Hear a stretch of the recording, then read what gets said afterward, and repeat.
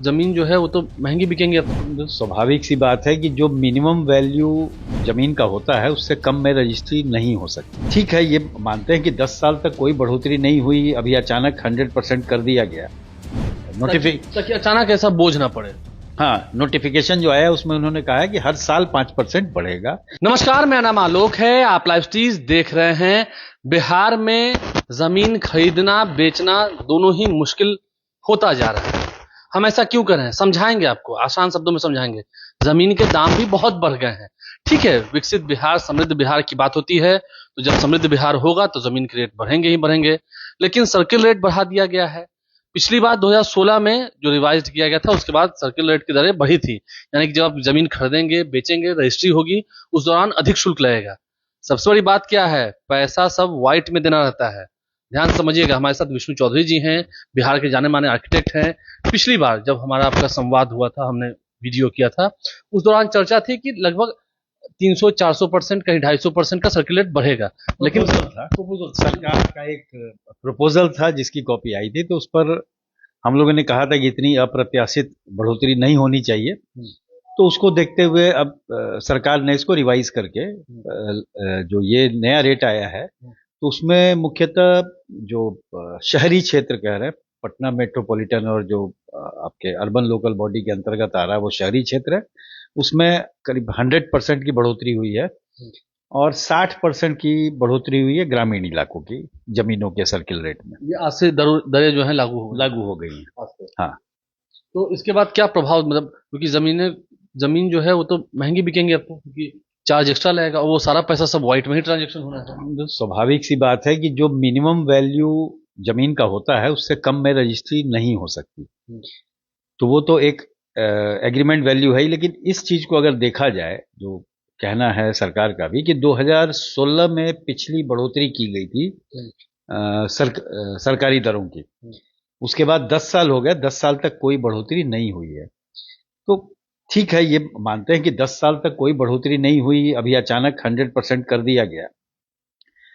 तो अब शायद सरकार ने इस बार से उसमें एक नियम और भी किया है कि स्वतः हर साल 5% ये बढ़ता जाएगा। ये भी है अभी के जो आया है नियम, जो ताकि अचानक ऐसा बोझ ना पड़े।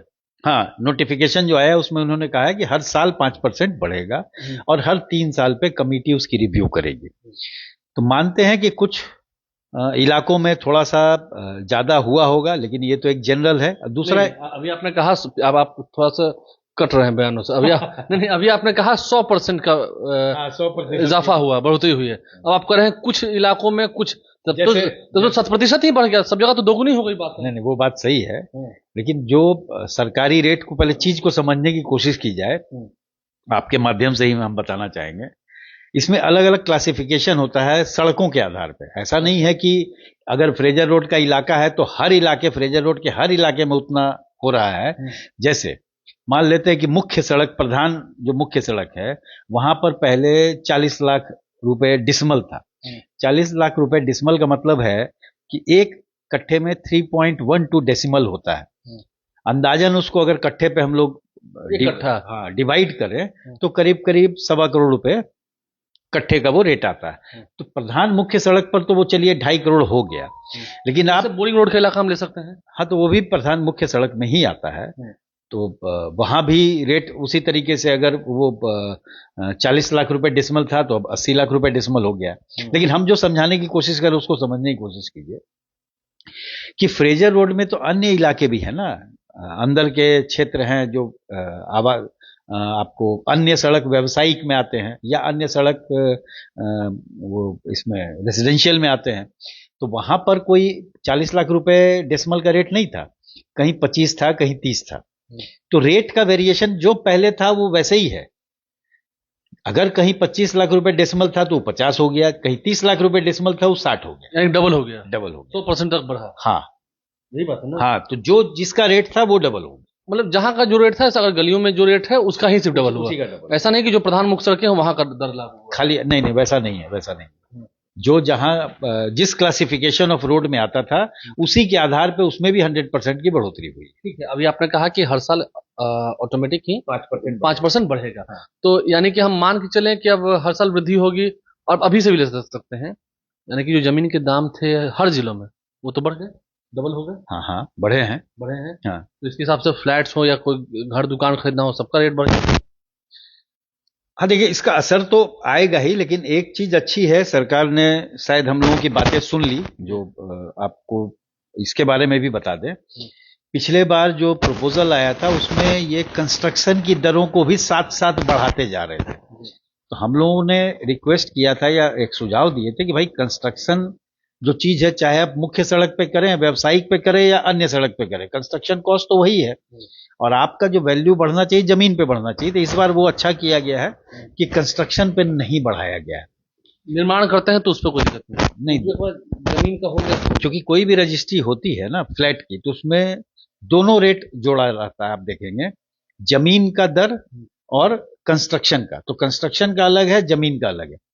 तो जो जमीन का दर का जो कंपोनेंट है वही डबल हुआ है, कंस्ट्रक्शन कॉस्ट अपनी जगह पर है। तो ये फायदा है, लेकिन हाँ दरें बढ़ी हैं। हाँ, जमीन की दरें बढ़ी हैं, दोगुनी हुई हैं। हाँ स्वाभाविक, हाँ दुगनी हुई है। दोगुनी हुई है, चाहे कहीं भी हम किसी भी जिले में चले जाएं, सभी जगह की बात है। एकदम एकदम एकदम हो चुकी है। और अब हर साल 5% की बढ़ोतरी होगी, इससे राजस्व को तो काफी फायदा होगा। हाँ, राजस्व सरकार शायद राजस्व के लिए ही कर रही होगी, तो राजस्व को तो फायदा होना है। लेकिन आम लोगों पर थोड़ा बोझ पड़ा है। अच्छा, एक चलिए आप आज मिले हैं तो साल पूछते हैं, ये जो टाउनशिप का एक प्लान आया है सरकार का, आपने देखा होगा सोशल मीडिया पर, कैबिनेट में भी पास हुआ है। तो इस टाउनशिप से आपको क्या लग रहा है, क्या बहुत बड़ा प्रभाव पड़ेगा, बेहतर होगा? ये टाउनशिप जो सैटेलाइट टाउन की आप बात कर रहे हैं, 11 जिलों में। हाँ हाँ, तो वो तो एक प्लान्ड ग्रोथ होता है वहां पर। तो आप भी चाहेंगे ना कि जो सुविधाओं पर हमारे शहर में जो बोझ बढ़ते जा रहा है, चाहे वो बिजली हो, चाहे सीवरेज हो, चाहे पानी हो, चाहे रोड की चौड़ाई हो, तो दिन रात जो कंजेशन की समस्या है या कहीं सीवरेज नहीं काम कर रहा, तो उससे निजात पाने का तो ये एक अच्छा तरीका है। एक नया शहर वहां बन जाएगा, बस जाएगा। हाँ, वो प्लान्ड वे में बनेगा, नया शहर बसेगा वहां पर, बन जाएगा। हाँ, तो इसकी संभावना है और ये बेहतरीन काम हो रहा है। लेकिन हाँ, जमीन की दाम, फ्लैट्स के दाम, जो भी आप रजिस्ट्री कराते हैं, वो 100% तक सर्कुलेट बढ़ चुके हैं। आज से नई दरें लागू हो चुकी हैं। अगर आप अभी घर जमीन कुछ खरीदेंगे या बेचेंगे, 100% ही सर्कुलेट लगेगा। दाम बढ़े हैं तो इसका असर आम लोगों की जेब पर सीधा पड़ने वाला है। आपने इस वीडियो में विस्तार से समझा है, हमने क्या बताने की कोशिश की, और हर साल 5% की बढ़ोतरी होगी, ये भी सरकार ने निर्णय ले लिया है। हमारे चैनल को सब्सक्राइब कर लें। साथ साथ अगर इस वीडियो को आप फेसबुक पर देख रहे हैं तो पेज को लाइक करना ना भूलें। धन्यवाद।